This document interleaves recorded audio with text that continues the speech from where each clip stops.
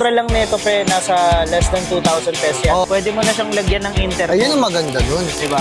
Dito tayo ngayon sa Dunkin Donuts Sheridan. Yan, tambay tayo kasama natin Team Panda. Okay, and papakita ko lang sa inyo yung helmet ni Moto Kalbo. Ito yung HVA helmet. Okay. Ganda nga ng helmet na yun eh. Sobrang mura lang nito pre, nasa less than 2,000 pesos yan. Oo, yung mga ganyan. Pesos. Tapos, pwede mo na siyang lagyan ng intercom. Ayun ang maganda dun. Diba? Diba bibili ka na nasa walang 2,000 pero pwede siyang lagyan na Pwede lagyan ng intercom. Yan, yun yung maganda doon. Tapos Tapos, mga ganyan. bukod dyan, meron siyang 22.05 na CE rating. Ayan, ang maganda. May sticker. May Parang panigurado na legit talaga. Legit talaga. Hindi siya hindi siya yung basta sticker lang talaga. Napipitsugin, no? Oo, nakatatak talaga siya. Tsaka certified siya for product safety and merong ICC sticker. ICC na rin yan. sticker. Oy, Ayan. yun yung maganda dito kasi Itong ganda ng gantong kulay eh. May pagka-leather siya. pagka-leather siya. Tapos Yung visor niya, o diba? Para siyang piloto. Parang ang piloto, 'di ba? Tapos magano ka na lang. Saka tingnan mo yung yung quality ng nasa likod, yung nasa loob. Oo. Makapal. Pwede mong labhan 'yan. Oo, tama. Ayun, makapal yan. Pwede mong labhan. Diba? Yun yung maganda dito kasi kahit saan mo Pero usually mga nakikita ko nito, yung mga angkas, Oo. yung mga backride, ito yung binibili sa mga naka-backride.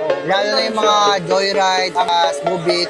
Usually hindi na ginagamit yung mga sarili helmet nila. Ito na yung ginagamit nila eh. Kasi maganda kasi talaga siya, hindi basta-basta nagagasgas yung niya. Ito, kung nakikita niyo yung mga vlog ni Moto Kalbo, halos laging ito yung niya. Halos laging ito yung helmet na ginagamit niya. Kasi less than 2K lang, pwede mo ipang daily, tapos available sa Yellow Basket, dyan sa TikTok shop na. Ayan, may tatlong kulay yan. May tatlong kulay siya. Itong black, tapos meron yatang brown or something. Tapos meron ding Black and white. Black and white. Black and white. Pero ang alam ko, black na lang yung available. Pero ang maganda yan, add to favorites na lang muna nila. Tapos balikan lang nila, baka may ma-restock yan, di ba? Yo, oo. Sige, pre, bibili na kayo nito Tapos click nyo lang sa Yellow Basket, mura-mura to, less than 2K or kapag meron kayong mga voucher discounts yan, mabibili nyo na kagad. Okay? Parang bola lang.